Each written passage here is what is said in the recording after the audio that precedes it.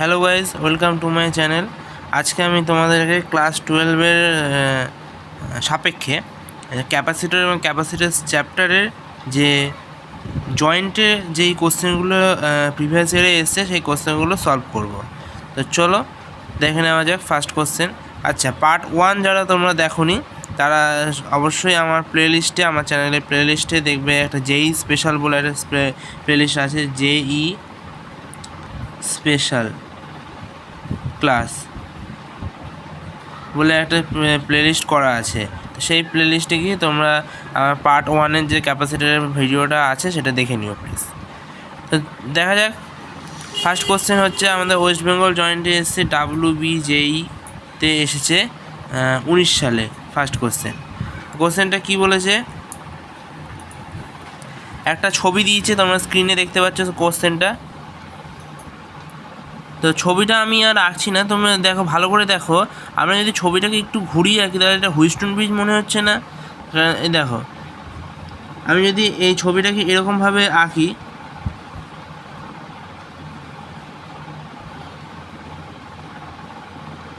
এই যে এটা হুইস্টন ব্রিজ হয়েছে না? আর দেখো এই যে মিডিলটা কী হয়ে যাচ্ছে, ক্যান্সেল হয়ে যাচ্ছে। আর এখানে একটা ব্যাটারি রয়েছে। এই ছবিটাকেই তো ওটা চৌকোভাবে এঁকেছে ঘুরিয়ে, তাই না? ভালো করে ভেবে দেখো। তাহলে দেখো, আমাদের বলেছে যে প্রত্যেকটাতে 20 মাইক্রোফ্যারাড করে রয়েছে, মানে এই প্রত্যেকটা ধারকত্ব হচ্ছে 20। তাহলে আমরা হুইস্টন ব্রিজের শর্তটা কী জানি, যে যদি এই দুপাশের অনুপাতগুলো যদি সমান হয় তাহলে মিডিলেরটা কি, এই মিডিলের কোনো রকম ধারকত্ব থাকে না, বা মিডিল দিয়ে কোনো রকম কারেন্ট প্রবাহিত হয় না, যার জন্য কিন্তু এইখানটা জিরো হয়ে যায়, মানে কোনো রকম আধান প্রবাহিত হচ্ছে না, যার জন্য এই মিডিলটা কিন্তু জিরো। মানে এই জিরো বলতে এইটা কোনো কাজই করছে না মিডিলেরটা। তাহলে পরে ধারকের ক্ষেত্রে এই শ্রেণী সমবায়ের ফর্মুলা কী ছিল, যে 1/c = 1/20 + 1/20। তাহলে সেটা যদি হয় তাহলে c = 20 × 20/20 + 20। তাহলে এটা আলটিমেট ক্যালকুলেশন করে কত আসছে, 10 মাইক্রোফ্যারাড। এরকমভাবে যদি নিচেরটাও করি তাহলে 10 আসবে। আর 10 10 যদি সমান্তরালে থাকছে, তাই সমান্তরালে যদি থাকে তাহলে সমান্তরালের ফর্মুলা কি, 10 + 10, তাহলে 20 মাইক্রোফ্যারাড হচ্ছে। 20 মাইক্রোফ্যারাড। তাহলে c = 20 × 10⁻⁶ ফ্যারাড হয়ে গেল, হলো। আচ্ছা, এবার আমাকে বলেছে 150 ভোল্টের ব্যাটারি, মানে ভি এর মান বলেছে 150 ভোল্ট। তাহলে আমি বলেছে আধানের মানটা কত হবে সেটা আমাকে বার করতে হবে। তাহলে আমরা ফর্মুলা জানি যে Q = CV হয়, মানে আধান = ধারকত্ব × ভোল্ট। তাহলে সি এর মান কত, সি এর মান আমরা বার করেছি 20 × 10⁻⁶ আর × 150। তাহলে তাই যদি হয় তাহলে এখানটা দেখো 15 দুগুণে কত হয়ে যায়, 30। আর এই 0 আর 0 কত, 100 হয়। তো মানে 100 যদি হয় 10² হচ্ছে, তাহলে 6 থেকে 2 বাতিল, 10⁻⁴ 10⁻⁴। আবার এই শূন্যটাকে যদি তারাই, তাহলে 3 × 10⁻³ হয়ে গেল।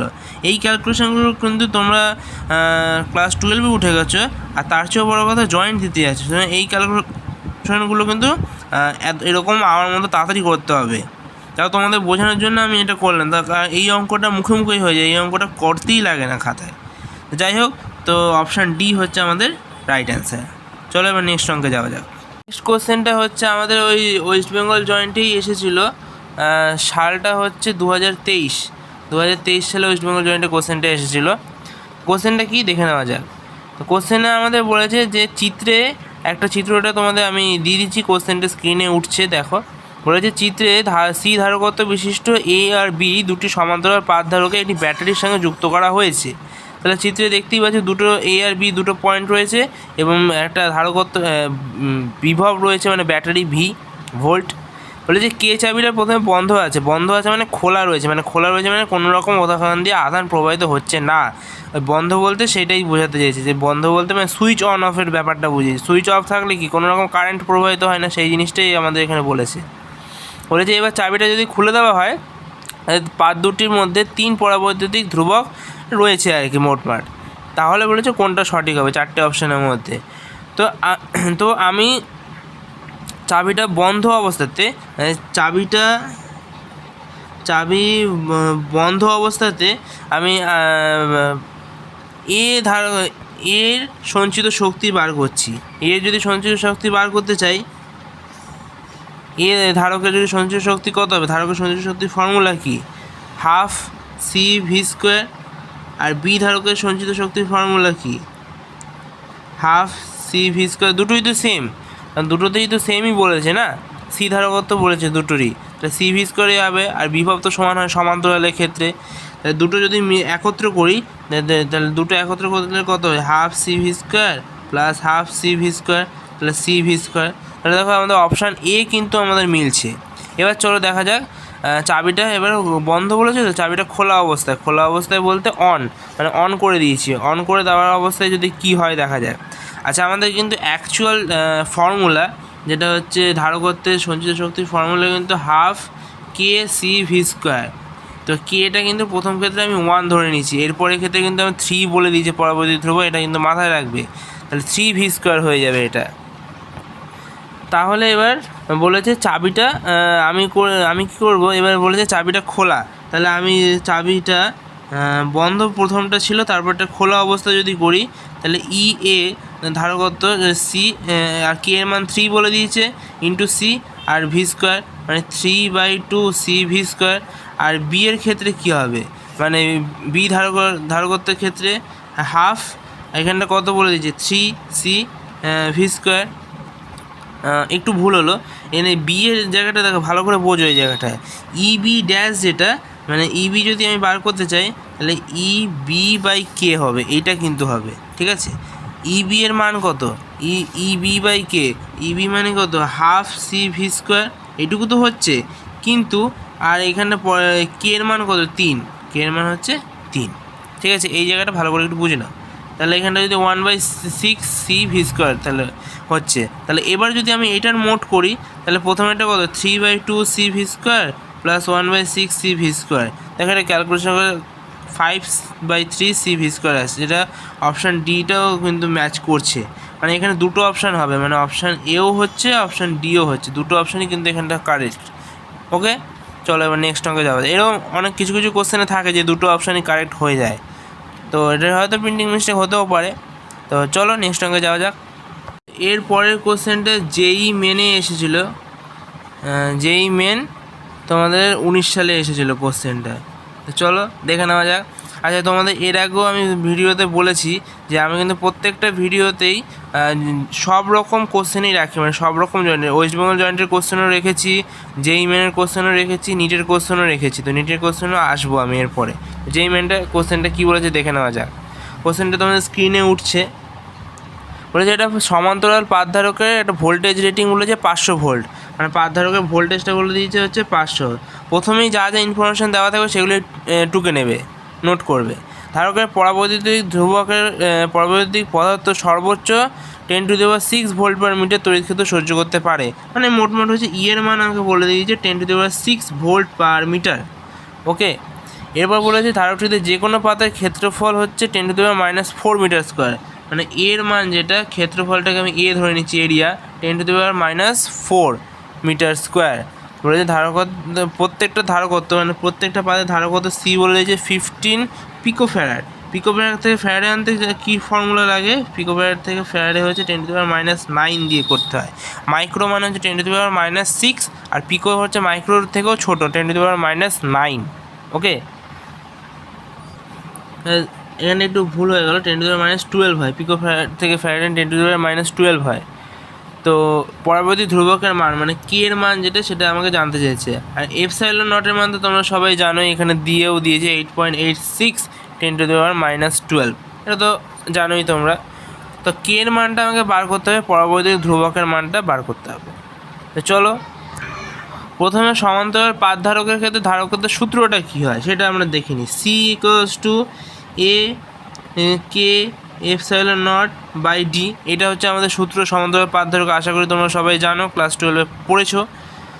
আচ্ছা এবার ডি এর মানটা আমাকে বার করে নিতে হবে, তাহলে সি এর মান আমাকে দিয়ে দিয়েছে এই যে 15 × 10⁻12 ইন্টু ইকুয়ালস টু এর মানও আছে 10⁻4 ইন্টু কে এর মান যেটা, কে এর মান তো বলেনি, মানে কে এটা কেই থাকবে, এখানে কিন্তু আমাদের 1 ধরলে পরে হবে না, ঠিক আছে। এপসাইলন নটের মান বলে দিয়েছে 8.86 0.86 ইন্টু 10⁻⁻12। ওকে, আচ্ছা এবার নিচে ডি এর মানটা তো জানি না। তো আলটিমেট আমাদের এটা ক্যালকুলেশন করে অ্যান্সার আসবে, আমি বলে দিই ডি ইকুয়ালস টু 0.59 ইন্টু 10⁻⁻4 কে। এটা হচ্ছে আলটিমেট অ্যান্সার। হ্যাঁ, তোমরা ক্যালকুলেশনটা করে নিও, এই ক্যালকুলেশনটা আমি করেছি, তো সেই জন্য আমি বলে দিলাম যে ডি এর মানটা এটা আসবে। ওকে, তো এরপর যে তড়িৎ ক্ষেত্র আমাকে বলেছে E equals to V by D হয়, এই সূত্রটা সবাই জানো, কারণ আমাদের তড়িৎ ক্ষেত্রের কুলম্বের সূত্র থেকে জানি তড়িৎ ক্ষেত্রের সূত্র কি, যে 1/k into Q1 Q2 by r square হয়, আর V equals to 1/k q by এখানটা আর হয়।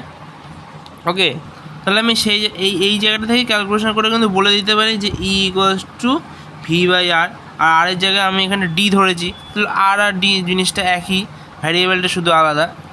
তো ই এর মান যেটা, ই এর মান হচ্ছে 10⁻⁻6 ইকুয়ালস টু, বিভব আমাকে বলে দিয়েছে, দেখো 500 ভোল্ট আমাকে দেখো বলে দিয়েছে বিভব, তাহলে আমি লিখে দেবো এখানে 500, আর ডি এর মানটা হচ্ছে 0.59 ইন্টু 10⁻⁻4।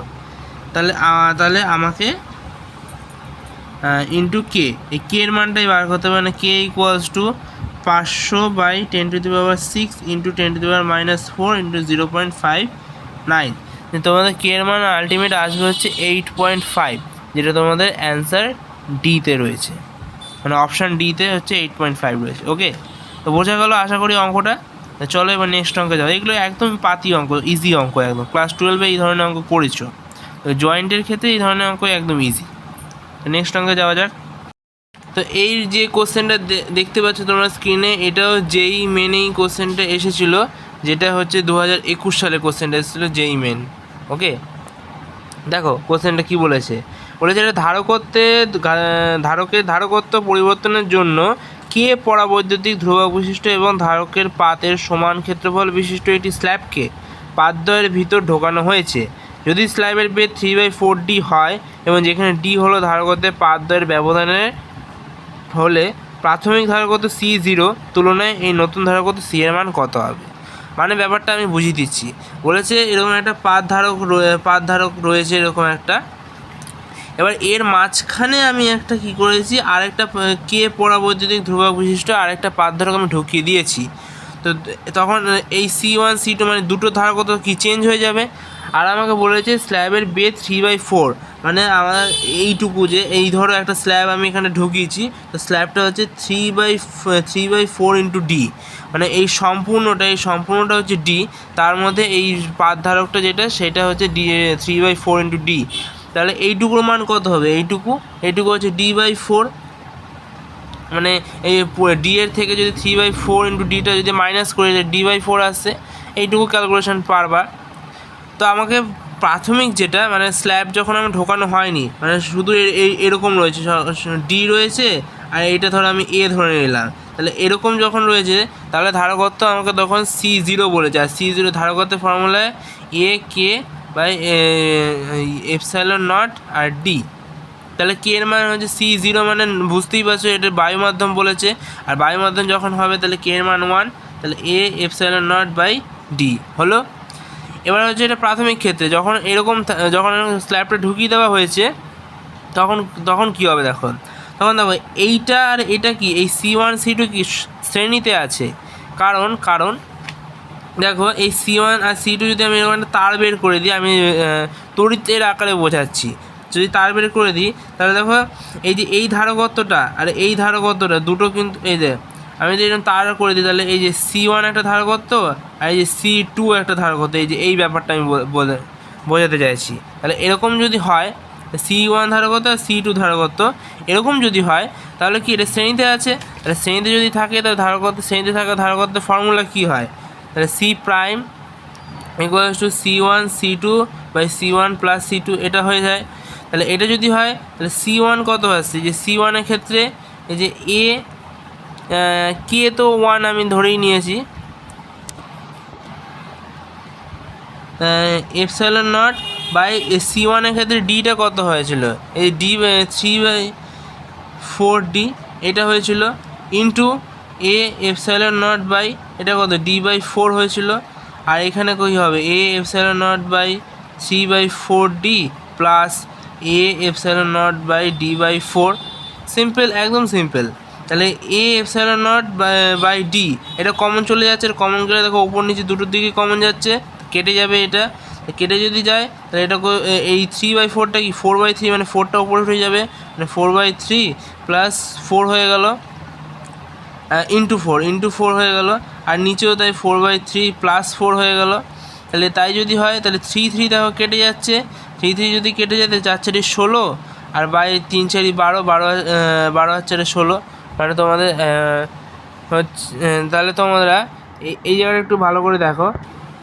ও এখানটা একটুখানি ভুল করে ফেলেছি, এই জায়গাটা দেখো, এটা আমি যোগ আকারে করে ফেলেছি, ওই জন্য কমন হচ্ছে না। এখানটা তো গুণ হচ্ছে, মানে a স্কোয়ার থাকছে, এপসাইলন নটের স্কোয়ার থাকছে, আর এখানে d স্কোয়ার থাকছে। তো এইটা কী হবে, তো এইখানে এইটা তো হবে 16 16 1 তো হবে, কিন্তু এখানে একটা জিনিস থেকে যাবে, সেটা হচ্ছে d/4 epsilon not into a, এই জিনিসটা কিন্তু থাকবে। হ্যাঁ, এই জিনিসটা থেকে যাবে।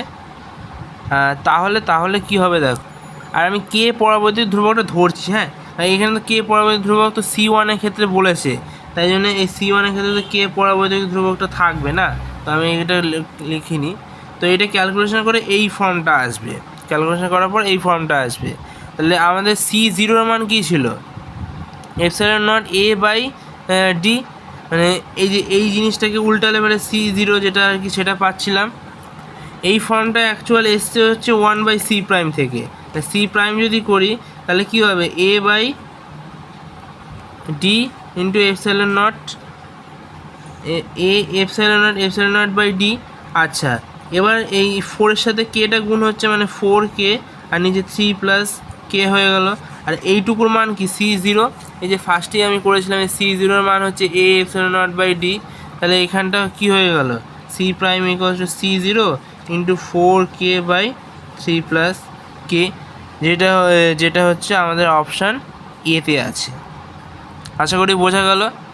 তো এই ক্যালকুলেশনটা এইটুকু করার দরকার নেই, এই যে এই জায়গাটা থেকে তারপর এইটা ক্যালকুলেশন করে দেখবে, এইটা আসবে। ঠিক আছে, তো চলো এবার নেক্সট অঙ্কে যাওয়া যাক। তো এই 5 নম্বর কোশ্চেন। তো এই কোশ্চেনটা হচ্ছে নিটের একটা কোশ্চেন আমি রেখেছি, যেটা 2021 সালে এসেছিলো। আচ্ছা, এটাই আমাদের আজকের লাস্ট কোশ্চেন। আর তোমাদের কিছু কোশ্চেন আমি আর দেখাবো না, তোমরা আশা করি সহজ কোশ্চেন আছে, আর কিছু কোশ্চেন সেগুলো আমি তোমাদের স্ক্রিনে দিয়ে দেবো, তোমরা দেখে নেবে কোশ্চেনগুলো। সেগুলো আর আমি সলভ করাবো না, সলভ করাই থাকবে, সেগুলো আমি দিয়ে দেবো তোমাদেরকে। ওকে, তো কোশ্চেনটা দেখো, আপাতত এই কোশ্চেনটা দেখো স্ক্রিনে উঠছে। বলেছে R1 R2 ব্যাসার্ধের দুটি গোলীয় পরিবাহীকে তার দ্বারা যুক্ত করা আছে। তাহলে দুটো আমি এরকম গোলীয় পরিবাহী, যেটা হচ্ছে এটা তার দ্বারা যুক্ত রয়েছে, R1 R2 ব্যাসার্ধ রয়েছে, মানে গোলকের যে ব্যাসার্ধটা R1 R2 সেটা। বলেছে গোলক দুটি আধানের তলমাত্রিক ঘনত্বের অনুপাত, তলমাত্রিক ঘনত্ব σ1 আর σ2। তাহলে তলমাত্রিক ঘনত্ব মানে কি আগে সেটা বোঝো। তলমাত্রিক ঘনত্ব মানে এই সিগমার মানটা কি হয়, Q/4πr² হবে। মানে এই 4πr² মানে হচ্ছে গোলক যেহেতু বলেছে, তাই জন্য এই গোলকের যে তলের ক্ষেত্রফলটা সেটা 4πr²। ওকে, তাহলে এইটা হচ্ছে তলমাত্রিক ঘনত্বের ফর্মুলাটা, সূত্রটা। তাহলে বলেছে দুটোর ক্ষেত্রে কি হবে। আচ্ছা, দুটো যখন পরিবাহীকে সবসময় এটা জানবে, দুটো পরিবাহীকে যখন আধান দ্বারা যুক্ত করা হয়, মানে সরি উল্টো বলছি, মানে দুটো গোলককে যখন একটা পরিবাহী দ্বারা যুক্ত করা হয়, তাহলে কি হয়, দুটোর বিভবটা সমান হয়, মানে V1 আর V2টা সেটা সমান হয়ে যায়, V1 V2। আর V1 V2 সমান হলে পরে V মানে কী লিখতে পারি আমরা, 1/4πε0 into Q/R1, Q1/R1 equals to 1/4πε0 into Q2/R2, তাই তো বিভবের যে সূত্রটা। তাহলে এটা কেটে যাচ্ছে, তাহলে Q1/R1 ইকুয়ালস টু Q2/R2 এটা লেখা যায়। আবার এই R1/R2 ইকুয়ালস টু Q1/Q2, মানে এই যে R1টাকে ওপরে তুলে দিলাম আর Q1টা নিচে নিয়ে এলাম, সেই জিনিসটাই করেছি, হলো। আচ্ছা, এবার তলমাত্রিক ঘনত্বের অনুপাত, মানে σ1/σ2 এই দুটোর অনুপাত। তাহলে σ1 এর মান কত, Q1/4πr1² আর Q2/4πr2² হলো। তাহলে এই 4π কেটে গেল, তাহলে Q1/r1² ইন্টু r2² আচ্ছা, এবার Q1 আর Q1/Q2 মান কত? r1/r2, r1/r2, আর এখানটা r2²/r1²। তাহলে r1 কেটে গেলে r1 থাকছে, আর r2 কেটে গেলে r2 থাকছে। তাহলে এখানটা থাকছে কি r2/r1, যেটা অপশান সি এর সাথে দেখো মিলে যাচ্ছে। অপশান সিতে দেখো এই রয়েছে। বোঝা গেছে? একদম সোজা, একদম সোজা। তো চলো আজকের মতো তাহলে এই পর্যন্তই। তোমাদের স্ক্রিনে আমি কয়েকটা কোশ্চেন আমি দিয়ে দেবো, তোমরা স্ক্রিনে দেখতেই পাচ্ছ কয়েকটা কোশ্চেন আমি দিয়ে দেবো। তো সেই কোশ্চেনগুলো দেখে নিও, এইগুলো সলভ করাই রয়েছে। তো একদম ইজি কোশ্চেন, যার জন্য আমি আর তোমাদের আলাদা করে দেখালাম না, করে ভিডিওর লেন্থ আর বাড়াচ্ছি না। তো আজকের মতো এই পর্যন্তই, আবার দেখাবো অন্য কোনো ভিডিওতে।